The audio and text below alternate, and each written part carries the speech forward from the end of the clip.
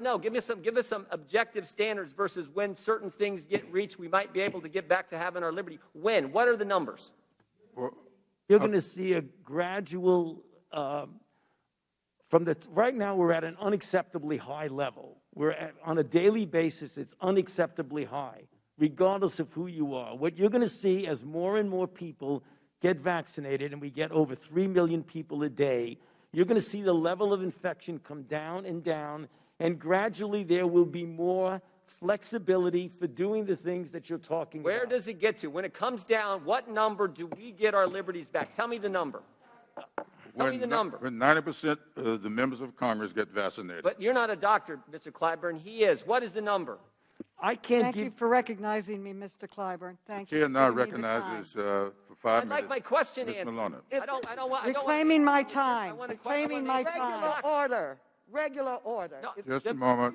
Mr. Chairman, I don't want you to answer my question. The American people want Dr. Fauci to answer the Well- question.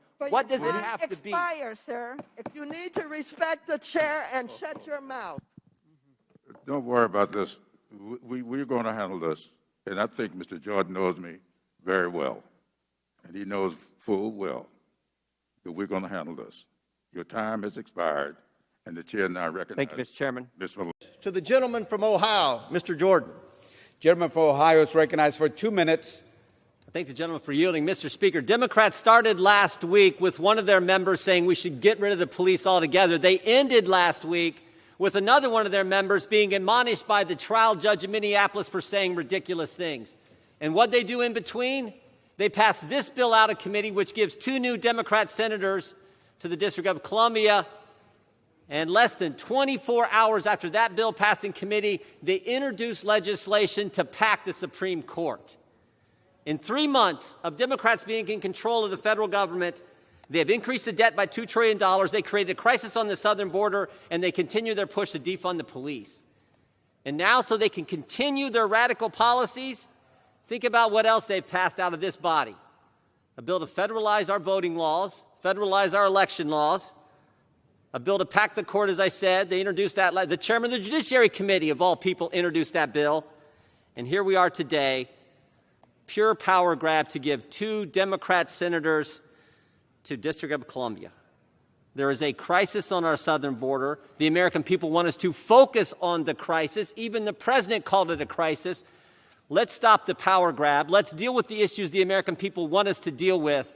That's what we should be focused on. I hope we vote this bill down. I urge a no vote and yield back to the gentleman from Kentucky. Gentleman from Ohio yields back. Gentleman from Kentucky reserves. Gentleman. Thank you, Madam Chair. Mr. Rosen, 4 years ago on January 6, 2017, was it appropriate for Democrats to object to the 2016 presidential election results? Congressman, I think the things that are appropriate or inappropriate for Congress to do are that all members, of course, and all the rest of us have to adhere to the Constitution. And so I'm going to say that that's an issue for you as members of Congress to assess. Well, you're former acting attorney general. We appreciate your service to the country. I'm just asking, was it okay for them to? They've told us we're not allowed to object. We weren't allowed to object on January 6, 2021. In fact, you're not even allowed to co-sponsor legislation that Democrats introduced if you did object to accepting and counting the electors on January 6, 2021. I'm just wanting your thoughts on, was it okay for Democrats to do that on January 6, 2017? What I would hope is people of all parties, all political perspectives, would respect the Constitution, our system of government, and the rule of law. And does the Constitution allow members to object to the Electoral College results on January 6 after a presidential election? My understanding is that it does. It does, right. And Democrats did it. I mean, we had Jim McGovern, the Democrat chairman of the Rules Committee. He objected to the very first state called. He objected to Alabama back on January 6, 2017. State President Trump won by 30 points. Mr. Raskin objected to Florida. Mrs. Waters objected to Wyoming, maybe the only state that President Trump won by more than he won Alabama. She objected to Wyoming. And you're saying that was okay for Democrats to do?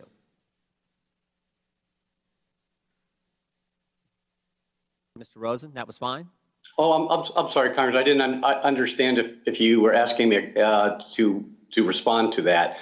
Again, I mean, I think Is it okay for Jim McGovern, a Democrat member of Congress, to object to Alabama on January 6, 2017? Is that all right? He's allowed to do that, right? I think if members are adhering to their constitutional rights and roles and responsibilities, you know, that's, again, a question for all the folks in Congress. And Ms. Waters can object to Wyoming, even though President Trump won Wyoming by like 40 points. She can object to that if she wants to, right? Well, at least the Constitution allows members of Congress to raise objections. Yeah. We've heard a lot of talk from the Democrats about revisionist history and the big lie. I just think it's important that we've had Democrat members of Congress tell us that we weren't allowed to object, that somehow we were trying to overturn the will of the American people, even though we objected to states like Pennsylvania, for example, where they, I believe, in an unconstitutional fashion, changed their election laws in the run-up to the election. But somehow they're allowed to object to Alabama, they're allowed to object to Wyoming, they're allowed to object to Florida, but we're not allowed to object. I fail to see the logic there. How about the previous gentleman from Virginia talked about brutality, talked about statements. I just want to read you a couple statements here. Well, no, let me ask you this question first. Was the 2016 election stolen? I do not know of evidence that would say it was. I think you're alluding to a troublesome thing about the legitimacy of our past elections, sometimes governor's races being called into question. And I think it's really necessary and important for all of us to find ways to restore our citizens' faith in the electoral process and in our representative system of government. Secretary Clinton said on a speaking tour, May 2019, you can run the best campaign, you can even become the nominee, and you can have the election stolen from you. September 2019, she said on CBS Sunday Morning that President Trump was an illegitimate president. On October 2020, just a month before our last presidential election, she was referring to the 2016 presidential election, and she said it was stolen from her. Is she wrong? She is wrong. Yeah, she is wrong, because the election was valid in 2016. President Trump won. So when we talk about revisionist history that we've heard from the Democrats, when we talk about the big lie, their nominee, as recently as last October, was saying the election in 2016 was stolen. They can object to Alabama. They can object to Wyoming. They can object to states when in 2017, but we're somehow not allowed to object to anything and raise points about the 2020 election. It's not about revisionist history. It's about the double standard the Democrats want to have. That's the part that bothers me the most. And frankly, I think that's what bothers the American people the most. With that, Madam Chair, I yield back. Thank you. I'll defer to Representative Jordan. Why don't the Democrats want to get to the truth? Why don't they want to answer the fundamental question, which is, why wasn't there a better security posture on that day? Let me just read from a news account from February of this year. Pelosi's office had previously impressed upon the Sergeant of Arms, Paul Irving, that the National Guard was to remain off Capitol grounds. Irving told House administration the discussion centered around the, quote, optics. Why were the Democrats so concerned about the optics? Why were they so concerned about how it would look? Because what happened last summer? It's all driven by what happened last summer, where Democrats normalized anarchy, normalized political violence, raised bail money for the very rioters and looters who destroyed small businesses, attacked innocent civilians, and maybe most importantly, attacked police officers. When you spend a year talking about defunding the police and actually defund the police, it's kind of hard to have more police here on January 6th like they should have done. That's the fundamental question. That's why this thing has turned into such a political charade. The police officers who will testify today, and frankly all Capitol Hill police officers, deserve to have more help that day. But the Democrats couldn't do it because of the political position they had taken all throughout last year. That's the fundamental question that won't be answered. That's why Republicans aren't serving on this committee. First, how many other people are in that group of people you communicated with outside the four individuals I just named? Yes, Mr. Jordan, on call readout, certainly after the first call, there were probably a half a dozen or more people that I read out. Those are people with the proper clearance and the need to know. In this case, because of the sensitivity of the call, and Mr. Eisenberg told me not to speak to anybody else, I only read out, outside of the NSC, 2 individuals. 2 individuals. Das Kent and one other person. And you're not willing to tell us who that other individual is? Mr. Chairman, point of order. Mr. Chairman. Mr. Chairman, point of order. The gentleman will suspend. Counsel.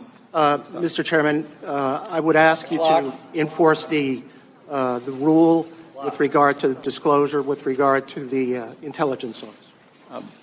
Thank you, counsel. You know, as I indicated before, this committee will not be used to out the whistleblower. That same Mr. Chairman, necessity can you first stop the time so I don't lose the time? Will persist. You are recognized again, Mr. Jordan. Mr. Chairman, I don't see how this is outing the whistleblower. The witness has testified in his deposition that he doesn't know who the whistleblower is. You have said, even though no one believes you, you have said you don't know who the whistleblower is.